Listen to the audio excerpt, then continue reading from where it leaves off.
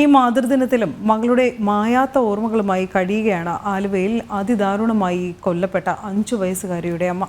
നഷ്ടപ്പെട്ടു പോയ മകളുടെ അതേ മുഖവുമായി ഒരു കുഞ്ഞുകൂടി എത്തിയെങ്കിലും പെൺകുട്ടികൾ സുരക്ഷിതരല്ലാത്ത ഇവിടെ ആൺകുഞ്ഞിനെയാണ് ദൈവം തന്നതെന്ന് ഈ അമ്മ പറയുന്നു. തൻ്റെ മകളെ കൊലപ്പെടുത്തിയ അസ്ഫാക് ആലത്തിന് തൂക്കുകയർ തന്നെ ശിക്ഷയായി ലഭിക്കണമെന്ന പ്രാർത്ഥനയിലാണ് ഇവരുടെ കുടുംബം. ഏതൊരമ്മയുടെയും ഏറ്റവും വലിയ ദുഃഖം പുത്രദുഃഖമാണ്. 10 മാസങ്ങൾക്ക് മുമ്പ് ആലുവ മാർക്കറ്റിനോട് ചേർന്ന പുഴയോരത്തെ മാലിന്യ കൂമ്പാരത്തിന് നടുവിൽ അതിക്രൂരമായി കൊല ചെയ്യപ്പെട്ട ഒരു 5 വയസ്സുകാരിയുടെ വാർത്തകൾ നമ്മൾ കണ്ടതാണ്. ആ 5 വയസ്സുകാരിയുടെ അമ്മയുടെ ഇപ്പോഴത്തെ അവസ്ഥയാണ് ഈ മാതൃദിനത്തിൽ ജനം TV പരിശോധിക്കുന്നത്. കഴിഞ്ഞ ജൂലൈയിലാണ് ആലുവയിൽ വീട്ടുമുറ്റത്ത് കളിക്കുകയായിരുന്ന 5 വയസ്സുകാരിയെ തട്ടിക്കൊണ്ടുപോയി ബീഹാർ സ്വദേശിയായ അഫ്സാഖ് ആലം പൈശാചികമായി കൊലപ്പെടുത്തിയത്.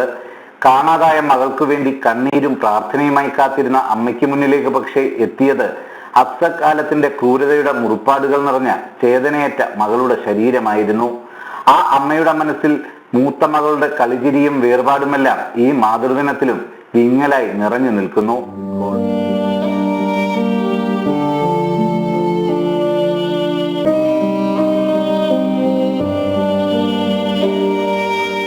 മകളുടെ അതേ മുഖവുമായി എത്തിയ കുഞ്ഞുമകനെ താലോലിക്കുമ്പോൾ ഈ നാടിനെ അറിയുന്ന ദൈവം അറിഞ്ഞുകൊണ്ടാണ് ഒരു മകനെ തന്നതെന്നാണ് മാതാപിതാക്കൾ വിശ്വസിക്കുന്നത്.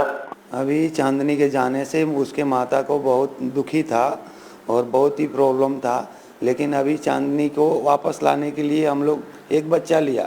वो बच्चा सेम चांदनी का फेस में है. ये बच्चा सेम चांदनी का फेस में है. सेम चांदनी आया वापस. इसके लिए थोड़ा हम लोगों को तसल्ली है. ये लड़का है तो इसके लिए थोड़ा हमारा माता को संतुष्टि है. മകളുടെ ജീവൻ കവർന്ന അഫ്സാഖ് ആലത്തിന് പരമാവധി ശിക്ഷ തന്നെ ലഭിക്കണമെന്നും ഈ കുടുംബം ആവശ്യപ്പെടുന്നു. के लिए तो गवर्नमेंट अच्छा शिक्षा दिया है. अभी उसको एक ही आग्रह है कि उसको जल्दी से जल्दी जितना जल्दी हो जाए उसको तुक मिलना चाहिए. എന്ത് കിട്ടിയാലും നഷ്ടപ്പെട്ട മകൾക്ക് പകരമാകില്ലെങ്കിലും മകളുടെ പുനർജന്മമാണ് ഏതാനും ദിവസം മുമ്പ് താൻ ജന്മം നൽകിയ കുഞ്ഞിലൂടെ യാഥാർത്ഥ്യമായതെന്ന വിശ്വാസം വലിയ ആശ്വാസമാണ് ഈ അമ്മ മനസ്സിന് പകരുന്നത്. ക്യാമറാമാൻ ബിവിൻ ആലുവയ്ക്കൊപ്പം സുധീഷ് ഗോപാൽ, ജനം, കൊച്ചി.